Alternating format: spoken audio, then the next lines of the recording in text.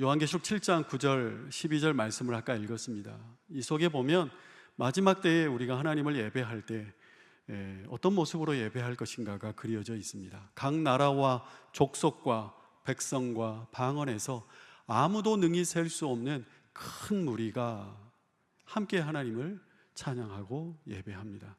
그 상황이 바로 많은 사람들, 언어가 통하지 않던 사람들, 그들과 함께 예배하는 상황입니다. 이것이 바로 교회의 존재 목적입니다. 그것이 바로 예배입니다.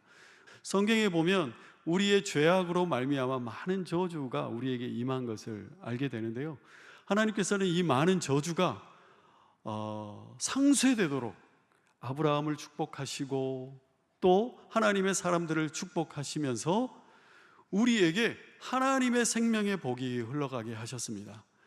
하나님은 이 세상을 창조하시자마자 하나님이 창조하신 이 세상 모든 피조물들을 축복하셨습니다. 그런데 하나님이 축복하신 그 축복의 특징이 있는데요, 그 특징은 바로 그냥 가만히 이불 덮고 앉아서 엎드려 있으면 오는 축복이 아니라 이주민에게 거주지를 떠나서 사람을 만나고 멀리까지 이동하고 역동적으로 사는 그 이주민을 통해서 이 축복이 흘러가고 나타난다는 것이죠.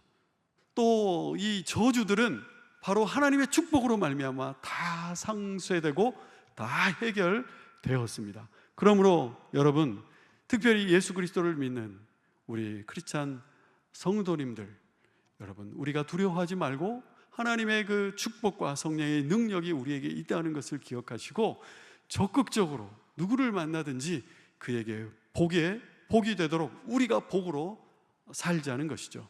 하나님은 사람을 떠나게 하심으로 복이 작용하게 하셨습니다.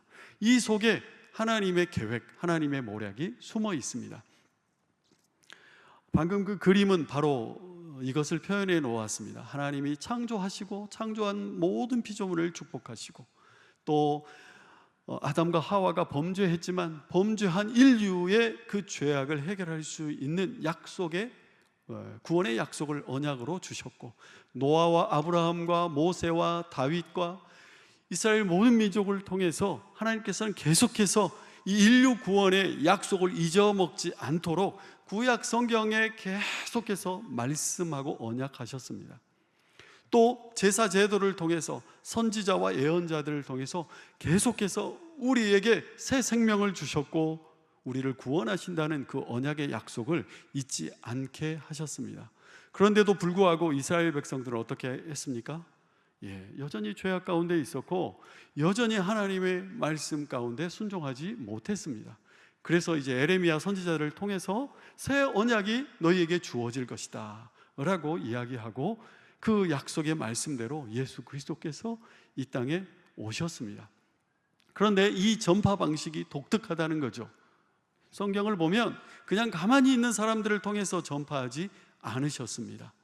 창세기부터 요한계시록까지 모든 성경을 여러분 읽어보시면서 그 성경 구석구석에 나와 있는 이주민의 역사, 이주하는 사람들을 통해서 어떻게 하나님이 이 세계 인류의 역사를 지금까지 인도해 오셨고 인류의 역사를 통해 그 하나님의 구원의 약속이 성취되고 또 전달되어졌는지를 우리가 성경을 읽으면서 확인해 볼 필요가 있습니다.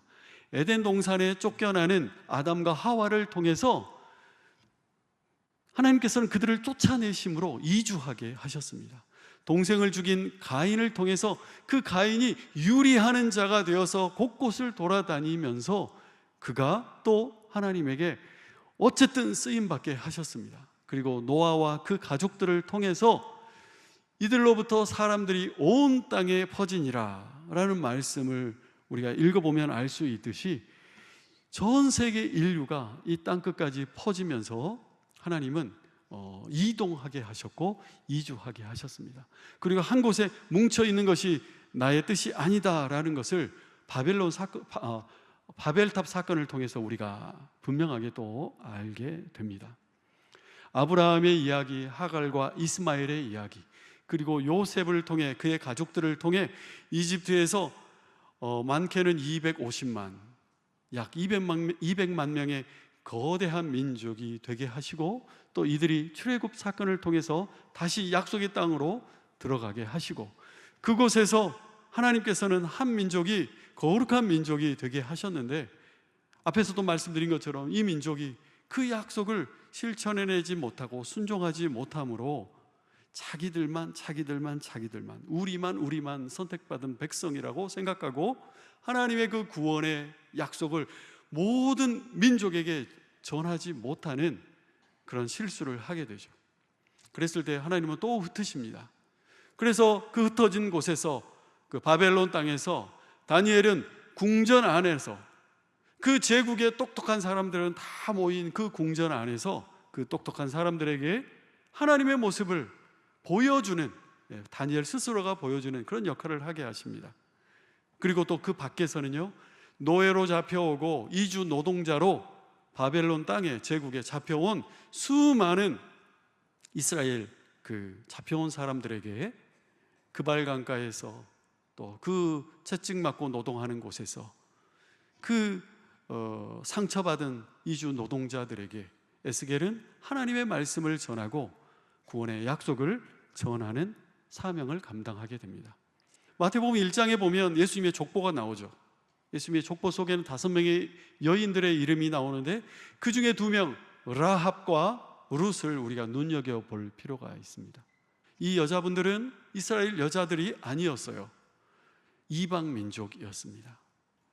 이들이 이스라엘의 계보 속에 들어오고 예수님의 육적인 조상의 계보 속에 들어오게 됩니다. 예수님의 제자들도 온 천하에 다니며 이방인 이주민이 되어서 복음을 전하고 또 순교하였습니다. 예수님은 어떻습니까? 예수님은 노마드 사역자였습니다. 예수님은 그 어떤 이주민보다도 가장 원색적인 이주민이었습니다. 하늘 보좌를 버리시고 이 땅에 사람이 되어 오셔서 이주민으로 이 땅에 오신 것이죠. 그런데 태어날 때, 그 태어나는 순간까지도 집에서 태어나지 않으셨고, 이주하던 중에 그 육신의 부모에게서 태어나셨는데, 예수님은 태어나자마자 정치적인 핍박을 받는 그런 난민이 되어 또 이주하셔야 됐습니다. 우리나라는 특별한 게 있는데요, 선교사님들이 먼저 들어와서 복음을 전하고 성경을 번역한 그런 역사가 아니라 더 진취적이에요. 중국으로 나갔던 우리의 조상들이 그곳에서 복음을 가지고 들어와서 교회를 먼저 세웠어요. 일본으로 나갔던 유학생 조선인이 그곳에서 복음을 받아들이고 들어와서 성경을 번역하고 복음을 전했던 역사를 우리는 가지고 있습니다.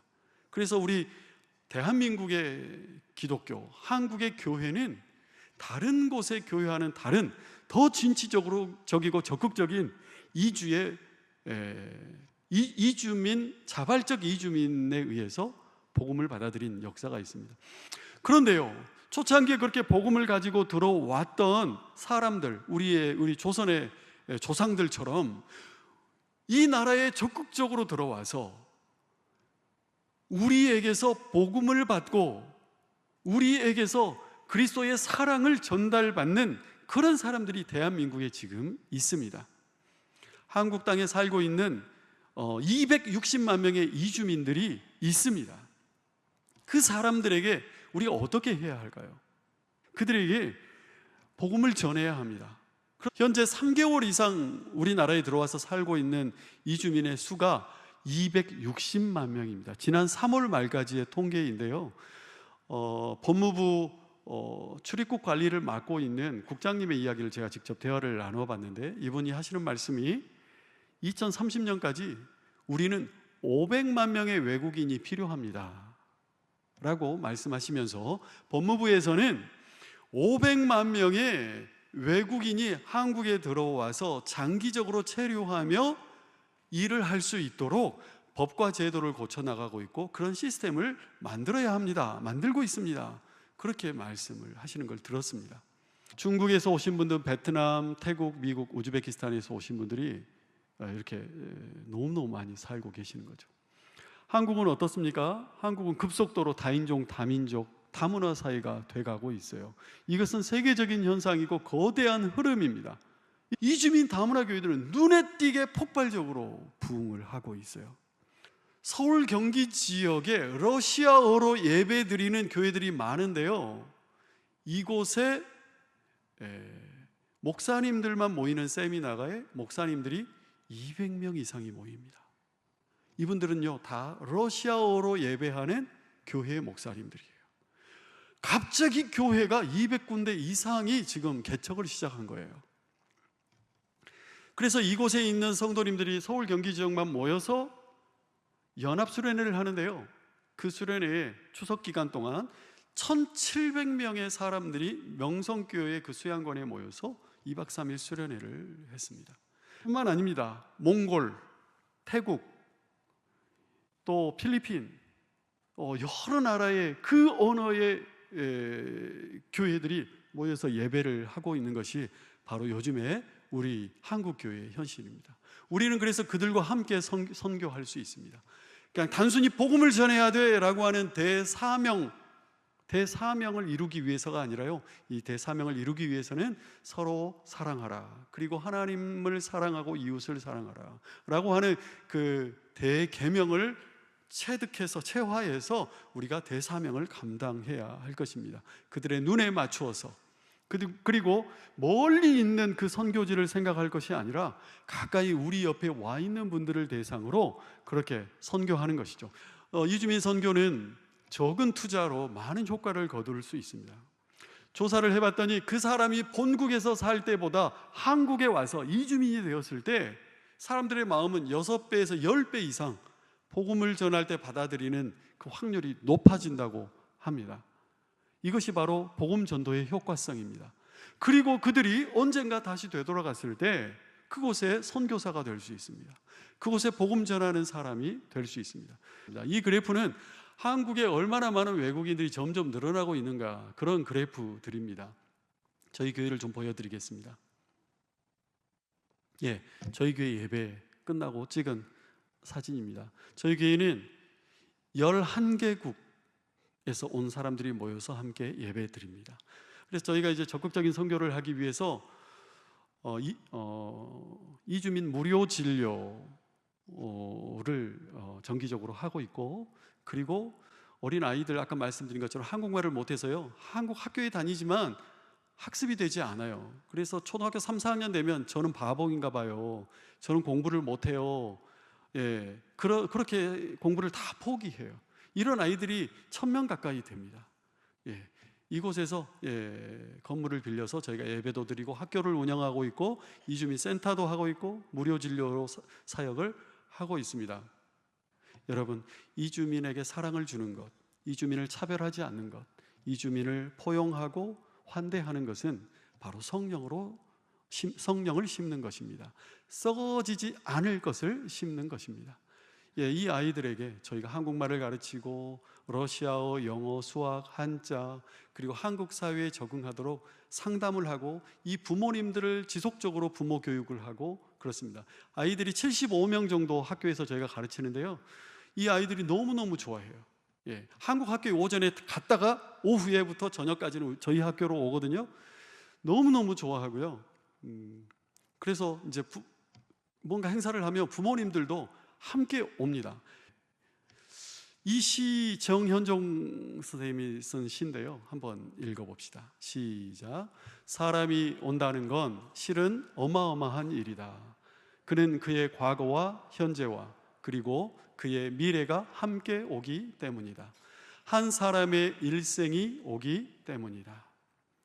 자기의 모든 일생, 그 한 사람 한 사람 해서 260만 명이 우리 땅으로 왔습니다. 우리 동명교회 모든 성도님들께서 이것에 관심을 가지시고, 특별히 우리 담임 목사님께서 너무너무 저보다도 더 전문가신 것 같아요, 이 이주민 선교에 있어서. 그래서 제가 참 감사하고 감동하는데요, 앞으로 계속 기도하고 그렇게 사역하는 모든 성도님들 되시기를 주님의 이름으로 축원합니다.